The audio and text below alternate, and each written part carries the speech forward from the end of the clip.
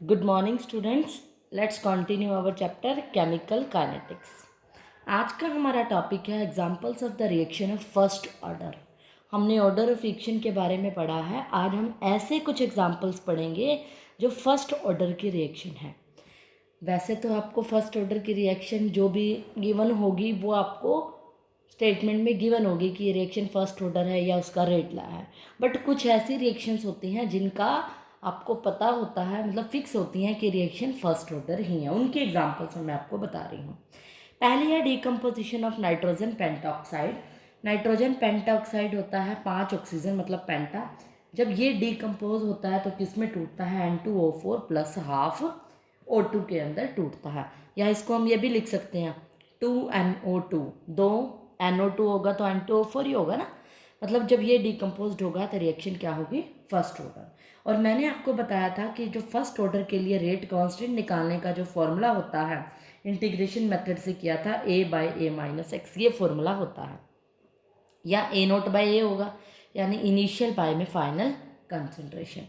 अगर आपको यहाँ पर कंसंट्रेशन नहीं गिवन न्यूमेरिकल में, और न्यूमेरिकल में आपको वॉल्यूम गिवन है, तो उस टाइम पे आप फॉर्मूला क्या लगाओगे फर्स्ट ऑर्डर रिएक्शन के लिए? वो फॉर्मूला क्या होगा? के का जो मॉडिफाइड फॉर्मूला है, इसका डेरिवेशन आपके सिलेबस में नहीं है, डायरेक्ट फॉर्मूला है।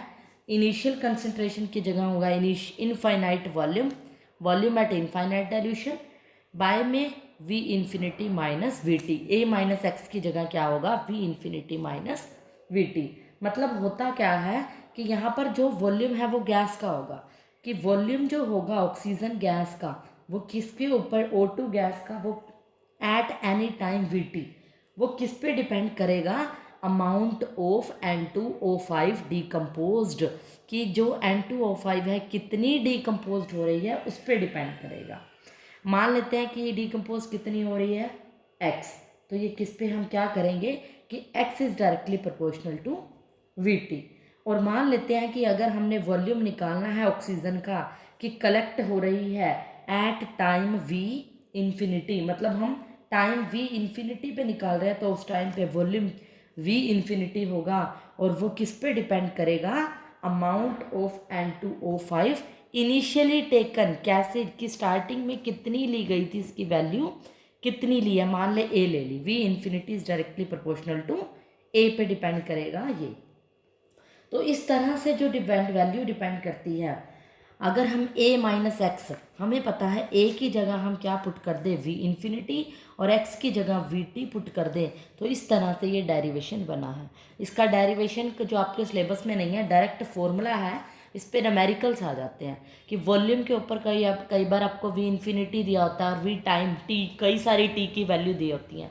VT का मतलब तो टाइम का कई हो सकते हैं ना, उस तरह के न्यूमेरिकल होते हैं। तो आपने फर्स्ट ऑर्डर रिएक्शन है, आपको पता है इस तरह की, और तब फॉर्मूला फर्स्ट ऑर्डर के रेट कांस्टेंट में मॉडिफाई कर देना है। ये फॉर्मूला आप यूज़ करोगे। अब इसी के ऊपर मैं आपको एक एग्जांपल देती हूँ न्यूमेरिकल का, जहाँ पर ये फॉर्मूला मैं अप्लाई करूँगी। फिर अदर रिएक्शंस की मैं बात करूँगी। न्यूमेरिकल है from the following data for the decomposition of N2O5। देखो हमें पता चल गया N2O5 का CCl4 के अंदर डीकम्पोजिशन हो रहा है, मतलब फर्स्ट ऑर्डर रिएक्शन है, क्लियर हो गया। Calculate the reaction is of first order, इसीलिए हम क्या कर रहे हैं, कुछ रिएक्शन ऐसी पढ़ रहे हैं जो फर्स्ट ऑर्डर की, हमें देखते ही पता चल जाए it is the reaction of first order. वैसे यहाँ दिया भी होगा show that the reaction of first order, ये हमने शो करना है कि रिएक्शन फर्स्ट ऑर्डर की है। और कैलकुलेट द रेट कांस्टेंट, ये डाटा गिवन है, साथ में रेट कांस्टेंट भी निकालना है। अगर ये फर्स्ट ऑर्डर की शो करनी है तो हमें फर्स्ट ऑर्डर का फॉर्मूला लगाना पड़ेगा, फर्स्ट ऑर्डर का। और यहाँ पर देखो वॉल्यूम ऑफ हीट इवॉल्व है जो मैंने अभी बताया है, आपको ये देखते ही पता चल जाएगा कि वॉल्यूम वाला फॉर्मूला ही लगाओगे। A/A-X की जगह V infinity by V infinity VT लगाओगे। अब T हमारे बहुत सारे हैं, at time T is equals to 10 minute भी है, 15, 20, 25 भी है। अगर टाइम मैं 10 लेकर चल रही हूँ तब आपका V इन्फिनिटी का फॉर्मूला देखो, मैं को नेक्स्ट पे कर देती हूँ ताकि साथ साथ स्टेटमेंट का यूज़ हो सके। टेबल को मैं सामने रख रही हूँ और ये फॉर्मूला अप्लाई कर रही हूँ। अगर टाइम क्या है 10 मिनट्स है, तब जो मेरा फॉर्मूला VT की वैल्यू मुझे दी हुई है ये 6.30 दी हुई है। और v infinity minus V T क्या होगा, v इन्फिनिटी तो ऑलवेज यही रहेगा 34.75, वी टी है 6.30। तो k की वैल्यू मेरी क्या आ जाएगी 2.303/t log v इन्फिनिटी। अकेला v इन्फिनिटी कितना है 34.75 बाय इन दोनों का डिफरेंस। इन दोनों का डिफरेंस आप करके यहाँ भी देख सकते हो या यहाँ पुट भी कर सकते हो। क्या आएगा 28.45 मैंने कर दिया। के की वैल्यू लोग वगैरह लेके इन सबको कैलकुलेशन मैं बता देती हूँ आपको, क्योंकि अभी मैंने लोग आपको निकालना नहीं सिखाया। आप ये समझ लो एग्ज़ाम में आपको लोग की वैल्यू गिवन होगी, इसकी वैल्यू दे दी और आपने पुट करके कैलकुलेशन कर दी। मोस्ट एग्ज़ाम में लोग की वैल्यू गिवन होती है, फिर भी एक वीडियो मैं लोग और एंटी लॉग पे बनाऊंगी। के की वैल्यू मेरी टी और टी टाइम 10 के लिए निकल गई। अगर टी टाइम 10 के बाद 15 है तो सेम वी टी है, इस बार क्या है 8.95। We infinity minus V T अगर मैं करूँगी तो 34.75 में से 8.95 माइनस करना पड़ेगा। यही फॉर्मूला लगाऊंगी सेम 2.303/t log 34.75। इन दोनों का डिफरेंस, इन दोनों का जो डिफरेंस करोगे 25.80 आएगा, डायरेक्ट मैं बता रही हूँ। फिर इनको सॉल्व करके के की वैल्यू फिर से क्या आएगी 1985, मतलब ऑलमोस्ट सेम ही आएगी। इसी तरह फिर वैल्यू टी की किस पे निकालोगे 20 मिनट्स पे, और टी की वैल्यू 20 मिनट्स पे मैं अब डायरेक्ट बता रही हूँ, मेथड मैं समझा चुकी हूँ।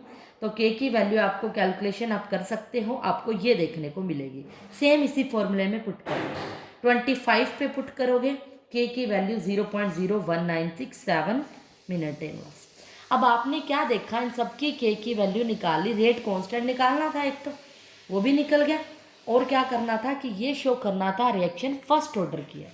अब मैंने फॉर्मूला कौन सा लगाया फर्स्ट ऑर्डर का। क्या हर टाइम फर्स्ट ऑर्डर का फॉर्मूला लगाने पर के की वैल्यू कांस्टेंट आ रही है? ऑलमोस्ट कांस्टेंट है। देखो डेसिमल के बाद 3 डिजिट सेम है सभी में, बाद में जाके थोड़ा बहुत फर्क पड़ता है।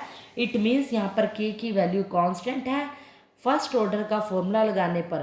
तो इसीलिए हम क्या कहेंगे, this reaction is of first order. हमें तो पता ही है, बट हमने प्रूव भी कर दी है बात कि ये रिएक्शन क्या होगी, फर्स्ट ऑर्डर रिएक्शन। तो इस तरह के कई एग्जाम्पल्स होते हैं जो रिएक्शन को शो करते हैं जो फर्स्ट ऑर्डर है। सेकंड जो अमोनियम नाइट्रेट होता है NH4NO2, इसका डिकम्पोजिशन करोगे वाटर और N2 में टूटेगा। It is also the reaction of first order, ये भी फर्स्ट ऑर्डर रिएक्शन है। हाइड्रोजन परऑक्साइड को डिकम्पोज करोगे वाटर और हाफ O2 में टूटेगी, ये भी फर्स्ट ऑर्डर रिएक्शन ही है। लेकिन कई बार क्या होता है, यहाँ पर तो V इन्फिनिटी गिवन था और VT गिवन था, टाइम मतलब कई टाइम गिवन थे, तब आप फॉर्मूला लगाओगे ये। लेकिन कई बार V इन्फिनिटी ना होते हुए आपको फॉर्मूला हम सिर्फ V नोट दिया होता है, तो फॉर्मूला क्या लगाओगे V नोट बाय में VT, क्योंकि आपको याद होगा K is equals to 2.303/t log A naught by A होता है इनिशियल बाय में फाइनल कंसेंट्रेशन होता है, इसीलिए वॉल्यूम के फॉर्म में फॉर्मूला बनेगा V नॉट इनिशियल वॉल्यूम और VT volume at the time T। मान लो कोई ऐसा टेबल दे रखा होता है जिसमें T और V वॉल्यूम की कुछ ना कुछ वैल्यू गिवन होती है, मान लो VT हो गया, X हो गया, कुछ भी लिख सकता है। ये 0 टाइम पे है, 10 पे है, 20 पे है। यहाँ पे मान लो कुछ भी है, 20.1 है, 46.2 है, 19.3, कुछ भी वैल्यू गिवन है। यहाँ पर टाइम देखो इन्फिनिटी नहीं है, V नोट है और T टाइम, T मतलब कोई अलग अलग वैल्यूज़ 10, 20, 30 ये VT है, कोई अदर टाइम इन्फिनिटी और 0 के अलावा। तो फॉर्मूला कौन सा लगाओगे, V नोट बाय में VT। बाकी मेथड सब सेम लगेगा। जब आप V नोट पुट करोगे 0 और टाइम पुट क्या करोगे, V नोट इनिशियली तो हमेशा क्या रहेगा, V नोट की वैल्यू हमेशा यहाँ पर क्या रहेगी, जो स्टार्टिंग पॉइंट था इनिशियली वॉल्यूम था। इनिशियली वॉल्यूम आप देख के चलोगे क्या होगा, एट टाइम T पर क्या होगा, जिस टाइम के लिए आप निकाल रहे हो। तो इस तरह से इसका चलेगा। V नोट हमेशा क्या रहेगा, ये वाली वैल्यू। VT टाइम 10 के लिए निकाल रहे हो तो ये वैल्यू, और डिनोमिनेटर चेंज हो जाएगा। VT 20 के लिए निकाल रहे हो तो ये वैल्यू। तो इन सब जो फॉर्मूले हैं इनके डेरिवेशन आपके सिलेबस में नहीं है, ओनली आपको इसके फॉर्मूले याद करने हैं क्योंकि उसी का मॉडिफाइड फॉर्म है। तो इस तरह से जो फॉर्मूले यूज़ करने हैं आपने वॉल्यूम का भी यूज़ करना है। उसके बाद जो हमारा टॉपिक आता है बड़ा इम्पॉर्टेंट है, सूडो फर्स्ट ऑर्डर रिएक्शंस, जिस टॉपिक का नाम है सूडो फर्स्ट ऑर्डर रिएक्शन। अब मैंने आपको फर्स्ट ऑर्डर रिएक्शन के बारे में बता रही हूँ। फर्स्ट ऑर्डर रिएक्शन तो आपको पढ़ते ही आ रहे हो, जिस रिएक्शन का ऑर्डर क्या होगा, फर्स्ट। लेकिन सूडो वर्ड का मतलब होता है जो एक्चुअल में फर्स्ट ऑर्डर नहीं होती, विच अपीयर्स टू बी फर्स्ट। ऐसा लगता है कि वो फर्स्ट ऑर्डर रिएक्शन है, कुछ सर्टेन कंडीशंस के अंदर वो फर्स्ट ऑर्डर बन जाती हैं, एक्चुअल में वो फर्स्ट ऑर्डर नहीं होती। उस तरह की रिएक्शंस को हम कहते हैं pseudo first order. First order ना होते हुए भी आप क्या कहोगे, वो सूडो फर्स्ट ऑर्डर, मतलब जो फर्स्ट ऑर्डर हैं।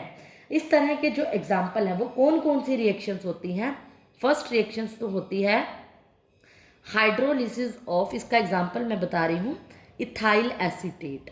इथाइल एसीटेट का जब आप हाइड्रोलिसिस का मतलब होता है वाटर ऐड करोगे, ये इथाइल है, एसीटेट मतलब एसिटिक ग्रुप, एसीटेट ग्रुप लग गया, उसका हाइड्रोलिसिस करोगे इन प्रेजेंस ऑफ एसिड, तो वो एसिटिक एसिड के बीच में और इथेनॉल के बीच में को तोड़ेगा।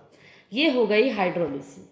यहाँ पर क्या होता है, जो रिएक्शन है वो दो रिएक्टेंट की दो कंसेंट्रेशन पे डिपेंड कर रही है। हमें पता है रेट लॉ से हमें पता चलता है R=, अगर A और B दो है, अल्फा या बीटा इसकी पावर हो जाएगी, अगर दो रिएक्टेंट पे डिपेंड कर रही है तो रिएक्शन क्या है, फर्स्ट ऑर्डर।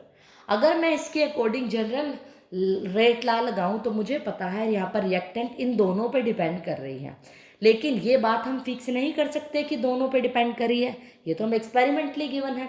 होता क्या है, एक्सपेरिमेंटली ऐसा देखा गया, ये जो वाटर होता है यूनिवर्सल है, सॉल्वेंट है, मतलब पानी बहुत ज़्यादा अमाउंट में अवेलेबल होता है, ईजिली अवेलेबल हो जाता है, इसीलिए इसको यूनिवर्सल सॉल्वेंट कहते हैं, और बहुत ज़्यादा होता है ये। तो इसकी जो रेशियो होती है, इसकी जो कंसंट्रेशन होती है, उसको कांस्टेंट कंसीडर किया जाता है। कोई भी रिएक्शन का जो रेट है वो वाटर के ऊपर डिपेंड ना करके only and only other reactant पे ही डिपेंड करता है। और जब वो सिर्फ एक ही रिएक्टेंट पे डिपेंड करता है तो इसकी रेट लॉ इक्वेशन ये होगी। तो अगर एक रिएक्टेंट पे डिपेंड करता है तो हम रिएक्शन को क्या कहेंगे, फर्स्ट ऑर्डर रिएक्शन। रिएक्शन नज़र आ रही थी कौन सी, सेकंड ऑर्डर, हमें सोचा होगा कि सेकंड ऑर्डर रिएक्शन थी, बट वाटर की कंसंट्रेशन कांस्टेंट होने की वजह से ये रिएक्शन कैसी हो गई, फर्स्ट ऑर्डर। इसीलिए इस रिएक्शन को क्या कहते हैं, सूडो फर्स्ट ऑर्डर रिएक्शन। इसी तरह का एक और एग्जाम्पल है इन्वर्जन ऑफ केन शुगर, वो भी क्या है, इसका ही एग्जाम्पल है, सूडो फर्स्ट ऑर्डर। कई बार सिर्फ इसके एग्जाम्पल पूछ लिए जाते हैं। केन शुगर मतलब सुक्रोज है, C12H22O11, उसका हाइड्रोलिसिस करो, वाटर ऐड करो H+ की प्रेजेंस में, तो ये किस में टूटेगा, C6H12O6, ग्लूकोज एंड फ्रुक्टोज में टूटेगा। फर्स्ट वाला ये ग्लूकोज है एंड ये फ्रुक्टोज, इसमें टूट गया। यहाँ पर भी सेम वाटर के अंदर है, वाटर की कंसेंट्रेशन कांस्टेंट है, तो it's only depends upon the concentration of sucrose, sucrose पे डिपेंड कर रहा है, so that's why it is called pseudo first order reaction. अब कई बार आपको एग्जाम्पल में क्या होगा, न्यूमेरिकल्स का एक तरीका और बता देती हूँ। कई बार आपको जो रिएक्शंस होगी, ज़्यादातर ये इसी के केस में मिलेगा, सूडो फर्स्ट ऑर्डर में ही आपको इस तरह से दिया होगा, टाइम दिया होगा, एट टाइम 0 पे, 20 पे, 75 पे दे दिया, मान लो 89 पे दे दिया, किसी भी टाइम पे दे दिया, और इन्फिनिटी पे वॉल्यूम की वैल्यू गिवन होगी, कोई भी वॉल्यूम दे दिया, यहाँ पर कुछ ना कुछ वैल्यू गिवन है। अब देखो V0 भी दे रखा है, मतलब V∞ भी। आपको पता है रिएक्शन फर्स्ट ऑर्डर है, तो फॉर्मूला उसमें क्या चेंज करोगे, लोग V∞ माइनस V0 बाय में V∞ माइनस VT। कई फॉर्मूले बता दिए। देखो वॉल्यूम अगर सिर्फ V0 है तो यहाँ V0, अगर दोनों हैं तो V∞ माइनस V0, और अगर सिर्फ V∞ है तो ऊपर V∞, नीचे क्या रहेगा, V∞ माइनस VT। इसका भी डेरिवेशन आपके सिलेबस में नहीं है, डायरेक्ट आपको फॉर्मूले याद करने हैं, डाटा के अकॉर्डिंग, जैसे जैसे आपको डाटा गिवन है इसको देखना है आपने, उसके अकॉर्डिंग आपने फॉर्मूला अप्लाई करना है। ये सब ही था फर्स्ट ऑर्डर की रिएक्शन में। कई बार क्या होता है, इसी इन्वर्जन ऑफ केन शुगर के अंदर कुछ ना कुछ एंगल की वैल्यू देती है, वॉल्यूम ना देके एंगल ऑफ रोटेशन दिया होता है। मान लो इसका एंगल ऑफ रोटेशन जब इसको पोलाइट पास करा के, पोलराइज लाइट पास करा के इसका एंगल देखा गया, कितने एंगल पे रोटेट हो रहा है, ये 66.5 डिग्री, और इसका एंगल देखा गया 52.5 और इसका -92। ये क्या है, एक्सपेरिमेंटली है, आर है इसकी एंगल ऑफ रोटेशन है। अगर इसका एंगल ऑफ रोटेशन गिवन है फर्स्ट ऑर्डर रिएक्शन का, तो आप जो फॉर्मूला होगा, यानी डाटा की जगह टाइम की जगह यहाँ पर आर की वैल्यू अगर गिरा, टाइम तो होगा ही, सॉरी, वॉल्यूम की जगह अगर आपको आर दे रखा है, एंगल ऑफ रोटेशन दे रखा है, तब आप फॉर्मूला क्या यूज़ करोगे, आर वॉल्यूम की जगह R naught minus R infinity. ये थोड़ा अपोजिट हो जाएगा, ये डेरिवेशन सिलेबस में नहीं है। R T minus R infinity, ये भी क्या हो जाएगा, अपोजिट। यहाँ पर वॉल्यूम में वी इन्फिनिटी पहले रखते थे और इधर वी, यहाँ पे भी वी इन्फिनिटी, यहाँ पर वी नोट और यहाँ पर आर, वी नोट मतलब आर नोट पहले हो जाएगा और वी टी की जगह आर टी पहले हो जाएगा, अपोजिट हो जाएगा जब एंगल ऑफ रोटेशन है। तो इस तरह के न्यूमेरिकल्स भी आपको देखने को मिलेंगे। इस तरह के एग्जांपल्स मैं आपको नहीं कराऊंगी क्योंकि एक एग्जांपल करा दिया, सभी में मेथड सेम है, फॉर्मूले बता दिए हैं, सिर्फ फॉर्मूले डाटा को देखते ही आप यूज़ करोगे, डेरिवेशन करने की नीड नहीं है। अब मैं आपको जो एग्जाम्पल दूंगी एक अलग तरह के न्यूमेरिकल्स के दूंगी जो बड़े ही इंपॉर्टेंट न्यूमेरिकल हैं। एग्जाम में इन दोनों में से, बोर्ड एग्जाम में से एक न्यूमेरिकल डेफिनेटली आएगा, बड़े इंपॉर्टेंट हैं। इस चैप्टर के लास्ट में जहाँ पर ये सोडो फर्स्ट ऑर्डर टॉपिक खत्म होगा, उसके बाद कुछ प्रैक्टिस प्रॉब्लम दी हुई हैं, कुछ सोल्व प्रॉब्लम, वो प्रॉब्लम सभी आपने करनी है। उनमें से 2 मैं बताती हूँ, बाकी हम पूरे चैप्टर में कर चुके हैं, और इन दोनों में से डेफिनेटली एक एग्जाम्पल आएगा ही आएगा बोर्ड एग्जाम में, और बड़ा इंपॉर्टेंट है नीट, जेई नीट के पॉइंट ऑफ व्यू से भी। एग्जाम्पल है, first order reaction is 40% complete in 50 minutes. पहले हम डाटा वो लिखेंगे कि फर्स्ट ऑर्डर रिएक्शन है, ये क्लियर हो गया मुझे। क्या कहता है कि 40% कंप्लीट होती है 50 मिनट के अंदर। टाइम कितना है, 50 मिनट जब लगता है तो रिएक्शन कितनी कंप्लीट होती है, 40% कंप्लीट हो रही है। अगर रिएक्शन 40% कंप्लीट होती है, इसको एक बार मैं नोट कर रही हूँ, calculate the value of rate constant, के की वैल्यू निकालनी है, इन व्हाट टाइम, टाइम भी निकालना है, will the reaction be complete in 80%, यानी 40% अगर कंप्लीट हो रही है तो 50 मिनट लगते हैं। अगर 80% रिएक्शन कंप्लीट होनी है तो टाइम कितना लगेगा। आप सीधा नहीं कह सकते कि डबल होगा, यहाँ पर परसेंटेज डबल है, ऐसे नहीं होता। कोई भी रिएक्शन का रेट उसको हम डायरेक्ट नहीं कर सकते, इसको सॉल्व करना पड़ेगा। हमें पता लग गया कि रिएक्शन फर्स्ट ऑर्डर है, तो it means formula rate constant जो निकालना ही है, तो इट मीन्स रेट कांस्टेंट वाला फॉर्मूला कौन सा लगेगा, फर्स्ट ऑर्डर का, ये a/a माइनस एक्स। अब आपको मैंने याद होगा बताया था कि a की वैल्यू इनिशियल कंसंट्रेशन की जगह पुट की है और x होता है कितने नंबर ऑफ मोल्स डीकम्पोज हुए हैं। यहाँ कह रहा है कि 40% रिएक्शन क्या है, कंप्लीट हो रही है। तो आपने जब भी इस तरह का देखना है तो x की वैल्यू डायरेक्ट 40 किसका होगा, इनिशियल कंसंट्रेशन का 40 पुट कर देना। 40% ऑफ a है, इसका मतलब स्टार्टिंग का 40% मतलब 40/100 इंटू a, यानी 4/10 a, यानी 0.4 a वैल्यू x की आ जाएगी। k में पुट करोगे, टाइम यहाँ पर गिवन है 50 मिनट्स, पुट करोगे log a/a माइनस 0.4 a, यहाँ पर x की वैल्यू गिवन है। बड़ा ही ईजी है, बड़े अच्छे से फोकस करो। सिर्फ x की वैल्यू क्या है, 40% मतलब 40/100 ऑफ a। x की वैल्यू पुट करके इक्वेशन नंबर 1 बना दी है मैंने, और इससे मैं सॉल्व करके सबको कैलकुलेशन करूँगी। सीधी कैलकुलेशन है, बड़ी easy. By 50 log a by मतलब 1 में से 0.4 गए तो 0.6 से आ गया, a से a कैंसिल, तो यहाँ पर कैलकुलेशन कैसे करोगे, बाय 50 log 0.6 है तो 6/10 मतलब 10/6 हो जाएगा। तो इसकी कैलकुलेशन करोगे तो क्या आएगा, log 10 की माइनस log 6, यही होगा। सॉल्व करोगे log 10 की वैल्यू 1, log की वैल्यू सब पुट करके आपने आंसर जो मिलेगा, मैं डायरेक्ट बता रही हूँ, 0.010216 मिनट इनवर्स आएगा। ये हमारा हो गया फर्स्ट पार्ट, के की वैल्यू हो गई। उसके बाद ये पूछता है कि 80% पे कितनी होगी टाइम। अब फिर टाइम का अगर निकालना है तो फॉर्मूले को मैं के नीचे रख दूंगी, log a by A minus X. X इस बार क्या है, साफ पता चल रहा है 80%, 80/100 ऑफ ए यानी 0.8 ए एक्स की वैल्यू होगी, 0.8 ए। इसी तरह से जब आप सॉल्व करोगे के की वैल्यू आपको गिवन है ऊपर 0.10216, के मैंने निकाला है, यहाँ कर रही हूँ इस न्यूमेरिकल को मैं। t is equals to 2.303 by K की वैल्यू मैंने फर्स्ट पार्ट में निकाली है, log a बाय 1 में से 0.8 गया 0.2 a से a कैंसल, फिर से 10/2 आ जाएगा। इसको log की वैल्यू को सॉल्व करके टाइम आ जाएगा। जो टाइम है आप सॉल्व करके देखोगे तो डायरेक्ट आपको मैं आंसर बता रही हूँ ये आएगा।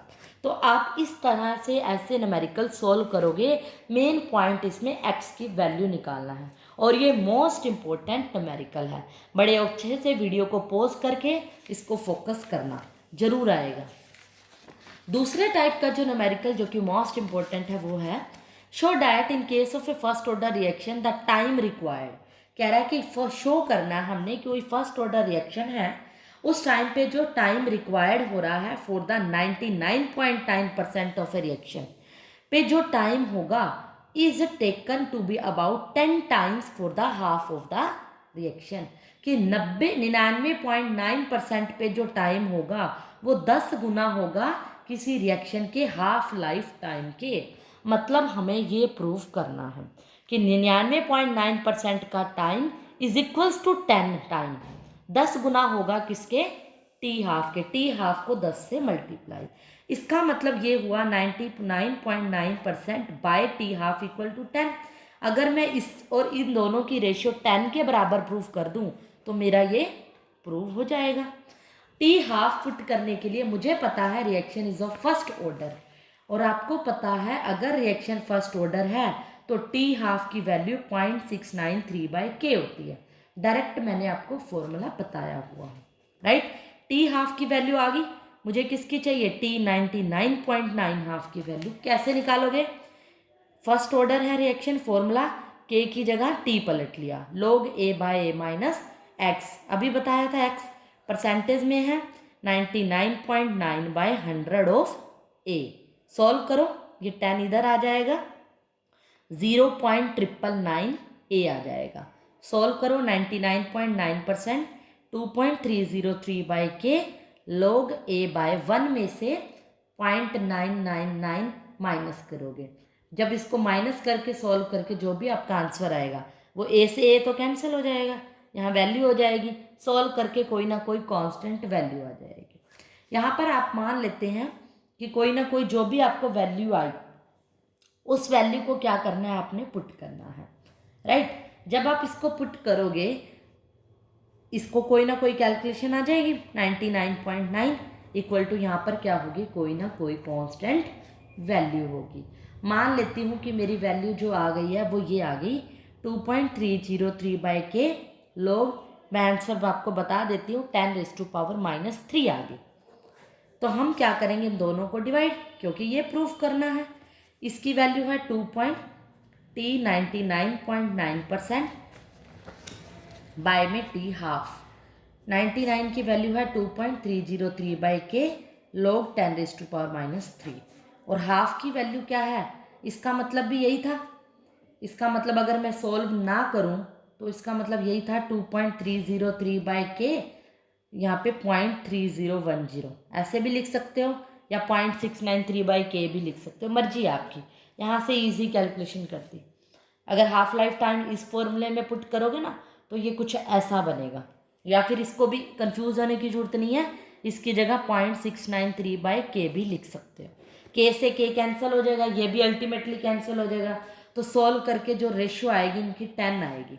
तो हमने यही करना था, अगर इन दोनों की रेशियो 10 है तो इसका मतलब ये इसका 10 गुना है, ये 10 टाइम्स है। कोई भी आ सकती है, किन्हीं दो की रेशियो आ सकती है, 2 गुना है, 4 गुना है, 6 गुना है।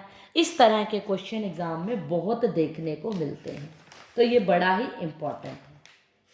एक लास्ट टॉपिक रह गया इस चैप्टर का, फिर ये चैप्टर बिल्कुल कंप्लीट हो जाएगा। लास्ट टॉपिक की तरफ हम चल रहे हैं, बड़ा ही छोटा सा है, rate of radio active decay. Radio active decay का, या फिर इसको हम डिसइंटीग्रेशन भी बोलते हैं।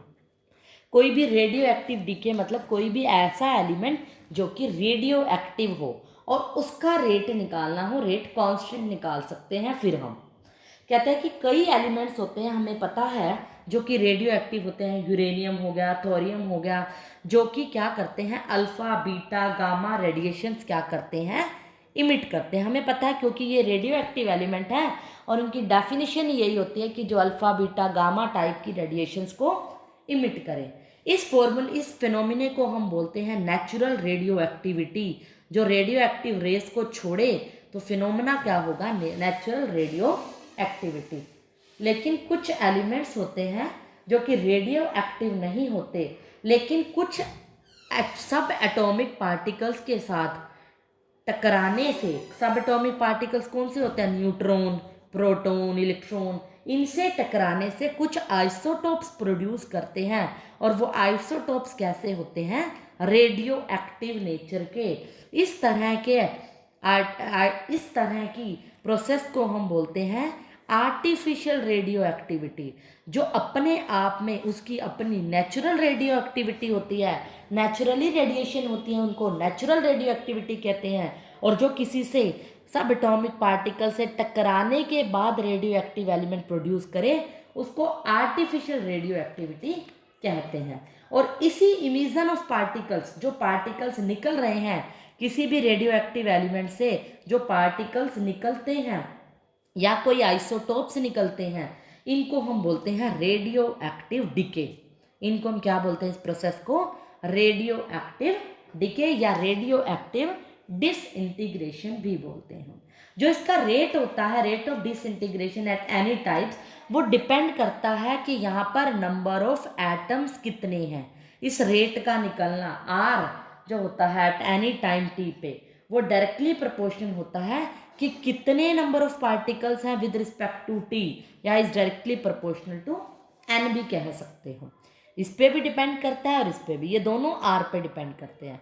अगर ये दोनों, या ऐसे कह लो R is directly proportional to N और R is directly proportional to minus D N by D T, तो कंपेयर करेंगे दोनों को, N is directly proportional to minus D N by D T. Proportional हटाएंगे तो कांस्टेंट आएगा are equal to के, या ये कह लो minus D N by D T is equals to K N. ये के जो होता है डिसइंटीग्रेशन कांस्टेंट होता है, या इसको हम डिके कांस्टेंट भी कहते हैं, कोई भी के की वैल्यू। और अगर आपको फर्स्ट ऑर्डर का रिएक्शन के की वैल्यू उस फॉर्म में निकालनी है, तो आप क्या करोगे, A not by A minus X की जगह पुट करोगे number of atoms, N not by में एन, ये होगा इसका फॉर्मूला। और हाफ लाइफ का फॉर्मूला वही रहेगा 0.693 बाई के, उसमें कोई चेंज नहीं आएगा क्योंकि फर्स्ट ऑर्डर रिएक्शन है। तो क्या होगा, 0.693 बाई के ही रहेगा फर्स्ट ऑर्डर रिएक्शन के लिए। इसके लिए एक फॉर्मूला आता है एवरेज लाइफ का, तो वो भी आपको पता होना चाहिए। एक लास्ट फॉर्मूला बता देती हूँ एवरेज लाइफ का, कि जो whole of the radioactive isotopes होते हैं कभी भी डिसइंटीग्रेट नहीं होते। Total life of radioactivity जो होती है वो इन्फिनिटी होती है। इसीलिए हम क्या कहते हैं, एवरेज लाइफ की बात करते हैं, नेचुरल लाइफ की बात करते हैं। तो जितना छोटा के की वैल्यू होगी उतनी ज़्यादा एवरेज लाइफ होगी। तो उससे फॉर्मूला बना है average life is inversely proportional to के।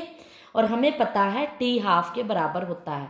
टी हाफ क्या होता है, 0.693 बाई के होता है। तो इसी से निकाला है जो फॉर्मूला होता है ना, टी हाफ, हमें पता है T half equal to 0.693 by K है। तो 1 बाई के क्या होगा, T half by 0.693 equal to 1.44 into T half भी कर सकते हो। ये एक फॉर्मूला है एवरेज लाइफ का। ये बहुत रेयर यूज़ होता है, जो मैंने डिसइंटीग्रेशन रेट का फॉर्मूला बताया है मैक्सिमम वही यूज़ होता है। तो ये सब थे फॉर्मूले। और यहाँ पर हमारा केमिकल काइनेटिक्स कंप्लीट हो गया है 2020-21 के अकॉर्डिंग। वैसे आगे भी होते थे activation energy, collision theory, but इस साल ड्यू टू कोविड-19 which has been deleted from our syllabus, so यहाँ पर हमें चैप्टर कंप्लीट होता है। And one important information is there, your quiz contest will be there As you know, from the school side, a quiz link will be sent. You have given a timetable of this quiz. It will contain 15 MCQs questions and the syllabus of quiz will be solution chapter complete. आपके लिए एक तो ये information थी कि quiz का जो syllabus होगा वो सॉल्यूशन चैप्टर कंप्लीट होगा, और दूसरी इन्फॉर्मेशन है कि जूम क्लास जो आपकी हर हफ्ते होती है उसमें आपकी अटेंडेंस कंपलसरी है। उसके बेस पर आपको असेसमेंट भेजी जाएगी, उसकी अटेंडेंस लगाई जाएगी नेक्स्ट वीक से। वो अटेंडेंस आपकी कंपलसरी है जिसमें हम डाउट सेशन लेते हैं। यही है हमारी इम्पॉर्टेंट इन्फॉर्मेशन। Thank you.